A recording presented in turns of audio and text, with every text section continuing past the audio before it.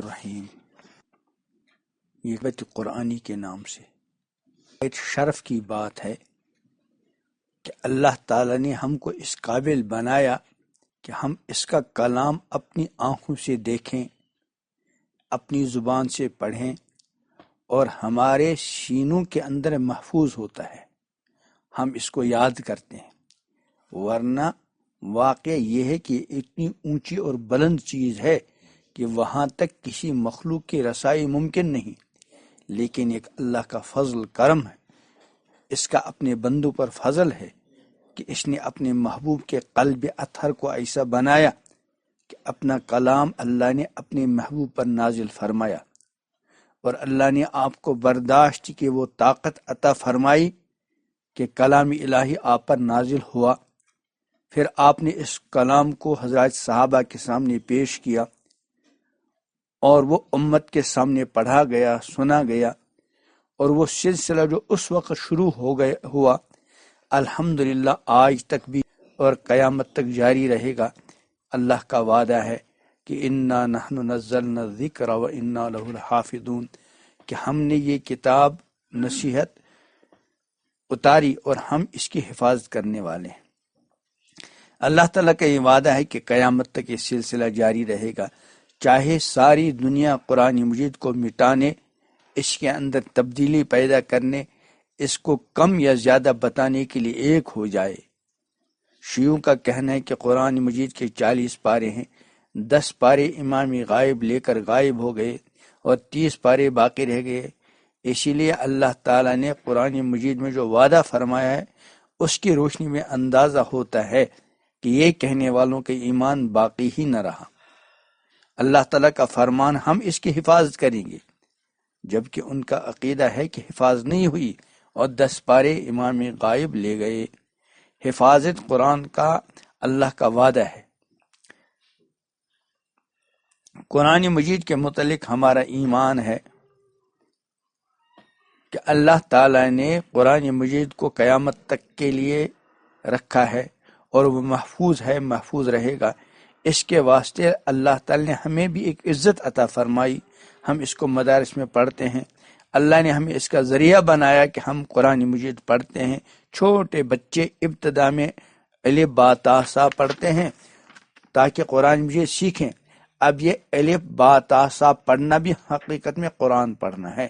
اس کے بعد وہ آگے بڑھتے ہیں، قرآن مجید کو سنت کے مطابق پڑھنے کی کوشش کرتے ہیں، جس کو تجوید کہا جاتا ہے۔ تجوید کا مطلب ہے کہ قرآن کو سنت کے مطابق پڑھا جائے، یعنی جس طرح اللہ تعالیٰ کے رسول صلی اللہ علیہ وسلم نے پڑھا ویسے قرآن پڑھا جائے۔ اس مرحلے کے بعد عربی زبان کو پڑھا جاتا ہے تاکہ قرآن مجید کا فہم پیدا ہو۔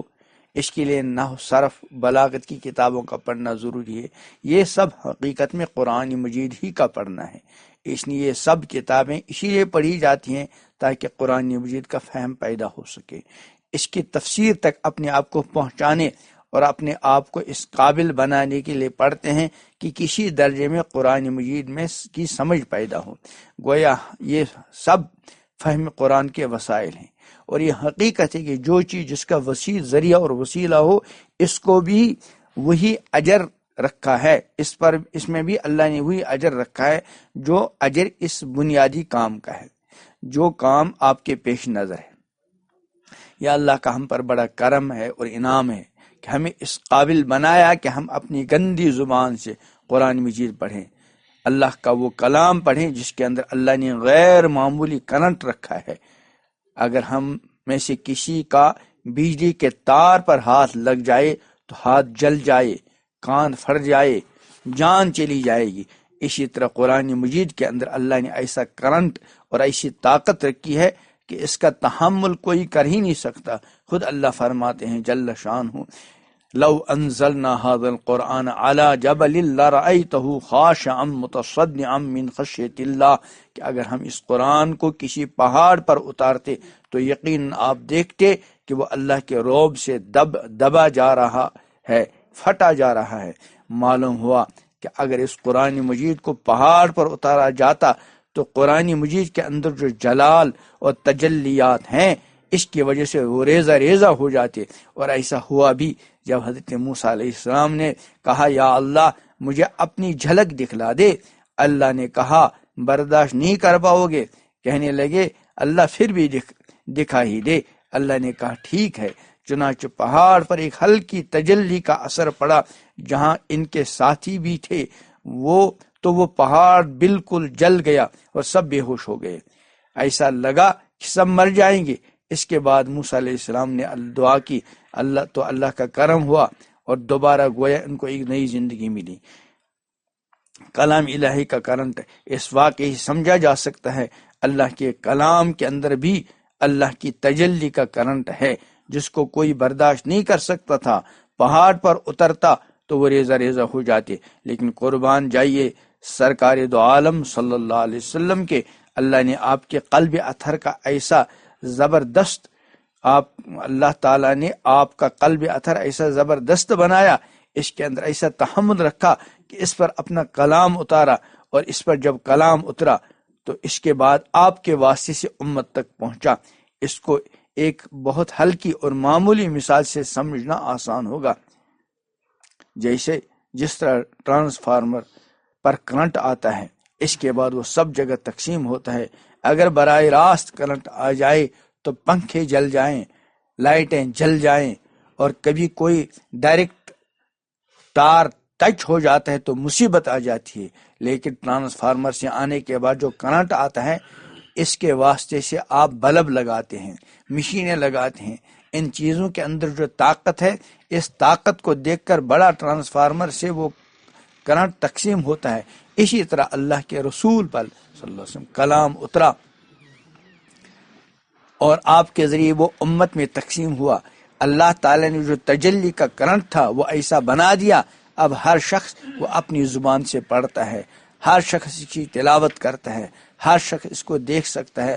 ورنہ حقیقت تو یہ ہے کہ ہماری آنکھیں اس قابل نہ تھی کہ ہم اس کو دیکھتے۔ جیسے آپ دیکھتے ہیں بجلی کے تار پر پلاسٹک کا کھول چڑھا ہوتا ہے، جس کی وجہ سے انسان کو کرنٹ نہیں لگتا، لیکن اگر وہ کہیں نہیں ہوتا تو کرنٹ لگ جاتا ہے، جس سے بسا اوقات انسان جل جاتا ہے۔ اسی طرح آپ کے واسطے سے اللہ تعالیٰ نے اس پر ایسا کھول چڑھایا کہ ہم آج اس سے فائدہ اٹھاتے ہیں۔ لیکن اس سلسلے میں ایک چیز خاص طور پر یاد رکھنا ضروری ہے، فائدہ تب ہوگا جب کنیکشن جڑا ہو۔ اگر کنیکشن ہی جڑا ہوا نہ ہو تو کوئی فائدہ نہیں ہوگا۔ آپ کے پاس ہیٹر تک کنیکشن آ جائے، آپ نے ساری فٹنگ کر لی ہو، پنکھے لگا لیے ہوں، مشین لگا لی ہو، جو کچھ کرنا وہ سب کر لیا ہو، لیکن ابھی کنیکشن نہیں جڑا تو سب بیکار ہے۔ جب کنیکشن نہیں جڑے گا تو تار آپ کے گھر تک آ چکا ہوگا اور کرنٹ بھی وہاں تک آ رہا ہوگا، لیکن آپ نے اپنا جو سارا نظام قائم کیا ہے اس کا ابھی کنیکشن نہیں ہوا تو سارا سسٹم فیل رہے گا، نہ پنکھے جلیں گے، نہ لائٹ، نہ اے سی۔ اگر ہم قرآن مجید سے نسبت حاصل ہو جائے ہمیں، تو اللہ تعالیٰ کے رسول سے نسبت حاصل ہو تو ہمارا کنیکشن جڑ گیا، اور جب کنیکشن جڑ گیا تو اللہ تعالیٰ نے جو قرآن مجید کے اندر طاقت رکھی ہے، اس کو اپنے تجلیات کا مظہر بنایا ہے، وہ ہمارے دل کے اندر آ جائیں گی اور اس سے ہمیں فائدہ ہوگا۔ اس وقت حال یہ ہے کہ گویا کہ ہمارے دل کے اندر ایک کلی ہے جو کھل نہیں رہی، اگر ہم کو نسبت حاصل ہو جائے تو وہ کھل جائے گی اور ہمارے اندر ایک طاقت پیدا ہو جائے گی۔ قرآن مجید میں اللہ تبارک و تعالی نے کئی جگہ اس طاقت کے پیدا کرنے کے راز کو واضح کیا۔ سورہ بقرہ میں ہے الف لام میم ذالک الکتاب لا ریب فیہ، یہ وہ کتاب ہے جس میں کوئی شک نہیں، جس میں شک کا کوئی گزر نہیں، راہ بتاتی ہے لحاظ رکھنے والوں کو جو غیب کو مانتے ہیں اور نماز قائم کرتے ہیں، اور ہم نے ان کو جو کچھ رزق دیا اس میں سے خرچ کرتے ہیں۔ سورت کا آغاز الف لام سے ہوتا ہے، اس کو اور ان جیسے حروف کو حروف مقطعات کہا جاتا ہے۔ عربوں میں یہ دستور ہے کہ یہ بڑے ادب اور بلاغت کی بات ہے کہ عرب مخاطب کو متوجہ کرنے کے لیے کبھی کبھی ایسا کرتے ہیں کہ بعض حروف اپنی زبان سے ادا کرتے تھے تاکہ سننے والا متوجہ ہو جائے۔ جب متوجہ ہو جائے گا اس کے بعد جو سنے گا اس بات کا اس کے اوپر اثر پڑے گا، دل کو کھول لے گا، دماغ کی کھڑکیوں کو کھولے گا، بات کو توجہ سے سنے گا۔ اسی طرح قرآن مجید کے ان حروف میں اس بات کی طرف بھی اشارہ ہے، اور دوسری طرف یہ بھی ہے کہ یہ اللہ کے دیے حروف ہیں یا اللہ کے رسول کا معجزہ ہیں، اس کی حقیقت اللہ کے سوا اور دوسرا کوئی نہیں سمجھ سکتا۔ تو گویا کہ پہلے ان 3 حروف کی ادائیگی سے متوجہ کر دیا گیا کہ بات غور و توجہ سے سنو، یہ اللہ کا کلام ہے جو سنا جا رہا ہے۔ اپنے ذہن و دماغ کی کھڑکیاں کھول لو، ایسا نہ ہو کہ ایسی قیمتی چیز تمہیں دی جا رہی ہو اور تمہیں توجہ بھی نہ ہو، تم ادھر ادھر کی باتوں میں لگ گئے ہو اور ایک قیمتی چیز تم گنوا دو۔ اس لیے پہلا مرحلہ یہ ہے کہ اپنے آپ کو پوری طرح متوجہ کرو اور غور کرو اور دیکھو کیسی قیمتی چیز اور کتنی بڑی دولت ملنے والی ہے۔ اس کے بعد فرمایا کہ یہ وہ کتاب ہے جس میں شک کا کوئی گزر نہیں، اس میں شک کا کوئی آدمی تصور نہیں کر سکتا۔ یہ کتاب ہر طرح کے شک شبے سے بالا تر ہے، اور کیوں نہ ہو، یہ اس ذات کا کلام ہے جس کے قبضے قدرت میں سب کچھ ہے۔ ازل سے لے کر ابد تک جو کچھ ہونا ہے، جو کچھ ہوگا، سب اللہ کے سامنے ہے۔ گویا یہ کتاب یہ ہدایت ہے، یعنی اس سے ہر شخص فائدہ اٹھا سکتا ہے۔ یہ ایسی چیز ہے جو نہایت مفید ہے، جو راستہ بتاتی ہے، جو انسان کو انسان بناتی ہے، جو انسان کے اندر رحمت پیدا کرتی ہے، جو انسان کے اندر انسانیت پیدا کرتی ہے، جو انسان کو اپنے مالک سے جوڑتی ہے۔ یہ اللہ تبارک و تعالیٰ کی کتاب ہے۔ اس کتاب کے اندر اللہ نے وہ طاقت رکھی ہے، وہ کرنٹ رکھا ہے، جو کرنٹ انسان کے اندر ایک ایسا جوہر پیدا کرتا ہے جو اس کی ہر صلاحیت کو نکھار دیتا ہے۔ گویا انسان کی صلاحیتوں کو نکھارنے والی چیز قرآن مجید ہے۔ جس طرح پنکھے اور بلب لگے ہوئے ہوتے ہیں اور وہ کام کے تب ہوتے ہیں جب اس میں کرنٹ آ جائے، اسی طرح اللہ تعالیٰ آپ کو وہ کرنٹ یعنی قرآن مجید آپ کو دیا ہے جس سے آپ ترقی کر سکتے ہیں۔ اللہ صاف فرماتا ہے ہدی للمتقین، یہ ہدایت ہے، فائدہ ہے، لیکن کس کو فائدہ پہنچے گا؟ اللہ نے صاف کہہ دیا فائدہ اس کو پہنچے گا جو اس سے اپنی نسبت جوڑے گا، جو اپنی نسبت قائم کرے گا، جو اپنے دل کے تار کو اس سے جوڑے گا، اس کے لیے اس میں فائدہ ہے۔ اسی طرح ایک دوسری جگہ قرآن مجید میں آتا ہے ہدی للناس، یہ اللہ کی کتاب جو تمام لوگوں کے لیے ہدایت ہے۔ دراصل اس آیت میں اللہ تعالیٰ نے ایک حقیقت کو واضح کیا، اور یہ اللہ فرمانا چاہتا ہے کہ یہ کتاب ایک ایسا کرنٹ ہے، اس کے اندر ایسی طاقت ہے جس طاقت سے ہر فرد فائدہ اٹھا سکتا ہے۔ گویا کہ نظریاتی طور پر ایک بات بتائی جا رہی ہے، جیسے ایک چیز بالقوہ ہوتی ہے اور ایک بالفعل۔ ایک وہ چیز ہے جو نظریے میں ہے، فکر میں ہے، اور ایک وہ ایسی چیز ہے جو عمل میں ہے۔ تو قرآن مجید میں جس جگہ ہدی للناس کہا گیا، وہاں اللہ تبارک و تعالیٰ بتانا چاہتا ہے یقیناً یہ ایسی کتاب ہے جس کے اندر ہر شخص کے لیے طاقت ہے، ہر شخص کے لیے رہنمائی کا سامان ہے، ہر شخص کے لیے ہدایت ہے۔ لیکن اس ہدایت سے فائدہ کون اٹھائے گا؟ اس کو دوسری جگہ فرمایا ہدی للمتقین، راہ بتاتی ہے لحاظ رکھنے والوں کو۔ فائدہ تو سب کے لیے ہے، لیکن فائدہ اٹھاتا کون ہے؟ فائدہ اٹھاتا وہ ہے جو اپنے آپ کو اس سے وابستہ کر لیتا ہے، اپنے آپ کو اس سے جوڑ لیتا ہے۔ جیسے سطور بالا میں مثال عرض کی گئی کہ تار میں کرنٹ آ گیا، لیکن ابھی آپ نے تار کو اس سے جوڑا، اپنے تار کو اس سے جوڑا نہیں گیا، تو کہا جائے گا کرنٹ تو ہے لیکن حقیقت میں اس سے فائدہ نہیں اٹھایا جا رہا۔ موجود ہونا اور بات ہے اور اس سے فائدہ اٹھانا اور بات ہے۔ مثلا کھانا لگا دیا جائے، بڑا دسترخوان شاندار، بڑے بڑے عمدہ کھانے ہیں، اس میں بڑے اعلیٰ قسم کے ایسے کھانے ہیں جن کا نام بھی شاید آپ نے نہ سنا ہو، وہ سب کے آپ کے سامنے موجود ہیں، لیکن آپ اپنا ہاتھ نہ بڑھائیں، دسترخوان پر نہ بیٹھیں، جبکہ کھانا آپ ہی کے لیے ہے، لیکن آپ نہیں بڑھتے۔ حالانکہ آپ کھانے سے فائدہ کب اٹھا سکتے ہیں؟ جب ہاتھ بڑھائیں گے، جب کھانے کو لیں گے، اپنے منہ تک لے جائیں گے، نوالا بنائیں گے، منہ میں ڈالیں گے، تب آپ کو فائدہ کھانے کا ہوگا۔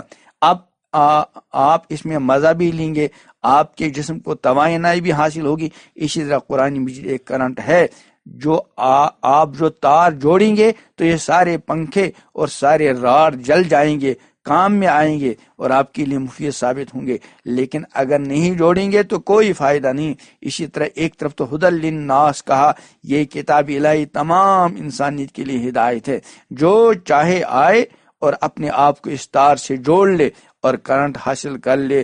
اسی لیے دوسری جگہ ارشاد فرمایا ہدی للمتقین، یہ ہدایت ہے ان لوگوں کے لیے جو تقوی کی زندگی اختیار کرتے ہیں۔ گویا فرمایا کرنٹ سے فائدہ وہ اٹھاتا ہے جو اس سے نسبت حاصل کر لے، جو اس سے تعلق استوار کر لے اور اپنے راستے کو مضبوط کرتا ہے، اس کی روشنی میں زندگی گزارنا چاہتا ہے، اس کی روشنی کو حاصل کرنا چاہتا ہے اور طالب بن کر آتا ہے اور سچی طلب لے کر آتا ہے۔ اللہ تعالیٰ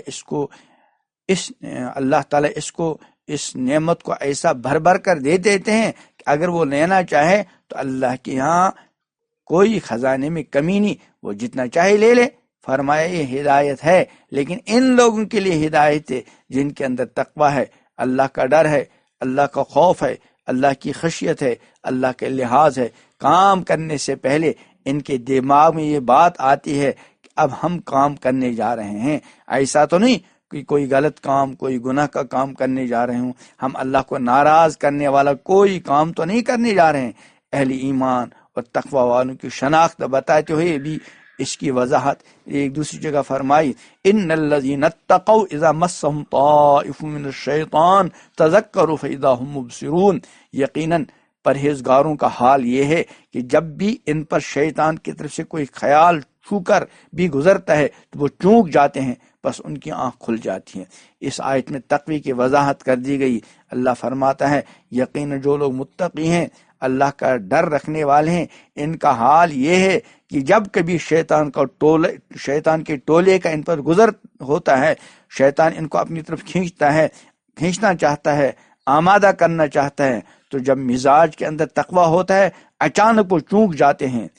تذکرو کا مطلب یہ ہے کہ چونک جاتے ہیں، اوہو یہ کیا ہوا، یہ کون آیا، یہ دل میں کیسا خیال گزرا، ارے ہم کدھر جا رہے ہیں۔